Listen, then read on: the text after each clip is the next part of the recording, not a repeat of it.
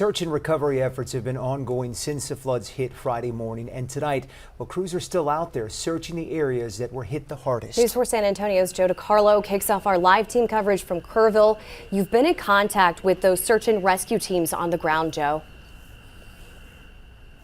Hey, good evening, Jonathan and Mandy. Well, we are live here in Kerrville along the Guadalupe River, and we spent the day today between here and Comfort, where we came across multiple groups of volunteers assisting with search and rescue operations. Here's what we saw. Just being this close to the community, it's really sad. I mean, words obviously can't describe it. Frank Straza is a volunteer from Bandera who came to Centerpoint today to see if he could help in any way possible. He was able to connect with another group of volunteers who help with search and rescue operations. Multiple volunteer groups were along the river today, along with Alamo Area Search and Rescue, who searched alongside the river with cadaver dogs. Frank speaks to what he came across on the search. The things that you do find out there, a hanger, like a clothes hanger from a tree branch like 30 feet in the air, just things that, I found a headband, and then you're just like, find a beautiful glass vase, just perfectly intact, just out there, so. Hundreds of volunteers are searching along the river, as well as multiple law enforcement agencies. The number of volunteers speaks volumes to the community here in the Texas Hill Country. Everybody has come out. I mean, there's so many people volunteering and just looking and searching and coming together. So it's good to see. It gives a sense of community. Absolutely. Now, search and rescue operations will continue day and night until everyone is accounted for. Reporting in Kerrville, meteorologist Joe DiCarlo, News 4 San Antonio. Back to you.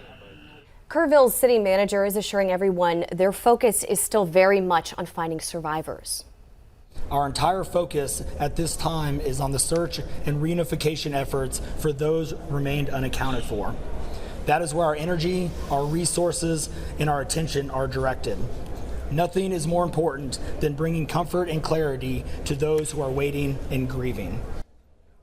What city and community leaders have said all along, they will not stop until they do bring everyone home. The process of identifying some of the victims, it will be painstaking. The Texas Department of Public Safety's director says they are doing all they can to speed that process up. We have some unidentified individuals at the funeral home, adults and juveniles. The Texas Rangers are collecting DNA from family members and from the deceased victims, and we're flying those to the University of North Texas in Dallas, and we will have answers with rapid DNA in hours, not days, to get some closure and information back to these families.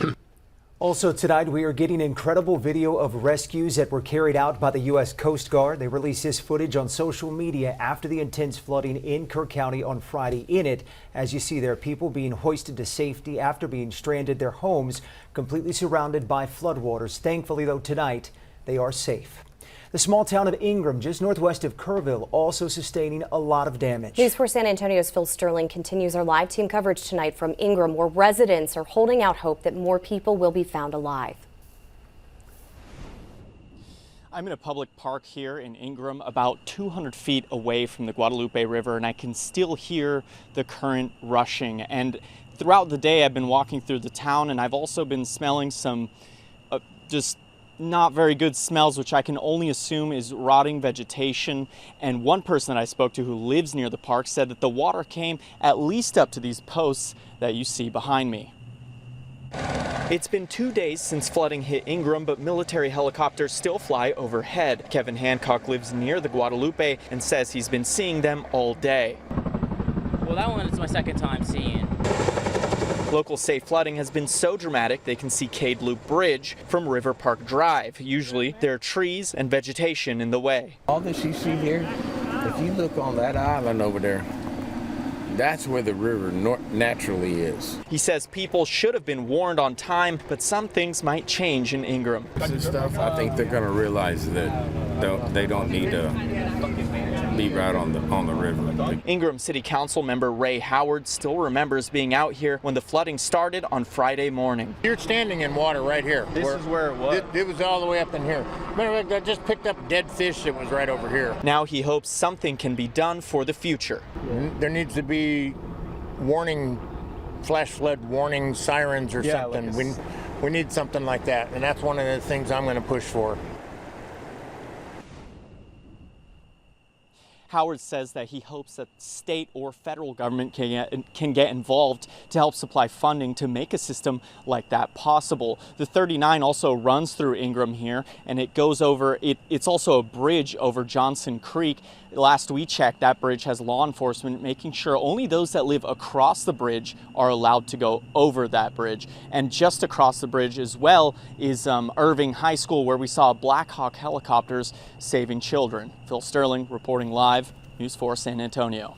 All right, Phil, certainly those images we will never soon forget any time. We are continuing to learn more about the victims and those sadly still unaccounted for. Emma Allen is at the live desk with some of their stories. Well, back at the live desk, Melissa and Rob Kamen are from Houston, who are believed to be staying at the HTR campground, like others that are missing that we've told you about earlier tonight. We know that families say that they may have tried to leave the campground before the heavy rain and flood, but there is still no word as to where the couple is. They're pictured there now. Steve Edwards was also last seen at that same campground in the early morning of July 4th. His daughter Allison saying he is the best father, son, friend, and dog dad who never met a stranger. He would give you the shirt off of his back. He's a fighter, and I know we are going to get answers and find him. We know 10 children and one counselor remain missing from Camp Mystic, and 41 people are known to be missing across the entire state. That is the latest from the live desk. All right, Emma, thank you for that update. While we continue to hope and pray that rescue crews will find more survivors, sadly we are bracing for the death toll to climb. It has every time we've gotten updates, and earlier today we heard from Department of Public Safety Director Freeman Martin, who says they're working 24 hours a day, 7 days a week. That is the plan to find everyone. Of course, we're a lot more productive during the day, but we search at night, and we're seeing some really good results, which is good. But the bad news is you will see the death toll rise. Tonight, we are also hearing stories of survival and heroism, accounts of what it was like to survive this deadly flash flood. And now we hear from another. We've brought you live reports from the Blue Oaks RV Park in Kerrville. It's right on the Guadalupe River. Everything on the campground was wiped away. We have an incredible interview. The owner, Lorena Guillen, was on top of the weather that night, but then everything changed. By 2:30, I checked the water levels. I went all the way to the edge of the river, and it was fine. It was perfectly fine. And called the sheriff's department. I asked them. They had no information, and I went to bed. And at 3:30, the lights of the rescue team awoke me. You could see the lights of vehicles getting washed off from upriver, and you can hear honking. You couldn't see anything, but you can hear honking and you can hear the screaming. The cabins next door keep smashing against our trees. You can see the scarring of the trees, and that's where they were hitting. You know, that's how high they were getting flushed. Everything was gone. Every single RV and vehicle, it was gone. Got washed away. I had 28 up here, and I had 5 on the island. And everything is lost. Everything's gone. It's about half a mile now down the river. There is a wall of about 30 to 40 vehicles all smashed together, and nobody's been able to get to that, but there's a lot in there, and it was just a very horrific night. You heard her timeline there. I checked at 2:30. At 3:30, I was hearing screaming. She said they had 20 minutes and they were knocking on doors to get everybody out. The RVs were already flooding. People were running out of their RVs with no clothes or shoes on. They grabbed their pets, their belongings. They got to their cars, except a family of 5 in an RV by the river. She was talking about how much they were enjoying themselves during the day, saying the day was beautiful. But in the middle of the night, they were stuck. The waters had come up. They couldn't get out, and one of the residents was trying to help. He was trying to get to the family and all the way to water, all the way to his waist, and debris hitting him, and he was yelling, "Please throw me your baby," and they couldn't, and they got swept away, and we all saw it and we all heard them. And at one point, the manager next door, she came on running here and said, "We need help too," because they didn't know, and they lost a lot of people. I mean, they had so many missing people at that point, like close to 40 people missing just there, and us 5, that's 45 people in a matter of 1 hour. So it's just incredible. I mean, the force of that water was so insane. Nobody could get into it. Lorena says, so in the last couple days, she's had people show up. 60 to 80 volunteers have helped her clean up her property, but she doesn't know what to do now. There's a restaurant on the site. She has employees that have to work. They survive on tips. And like she and her husband, they live day to day. And she says no one beside her neighbors have come to visit or offer her any help or resources. Yes, I understand the National Guard is rescuing and recovery, which is obviously essential, but you know that wall of cars half a mile down here with 30, 40 vehicles, they have to look. That is part of the recovery, because I know there's bodies buried in there. We know that. We need so much help.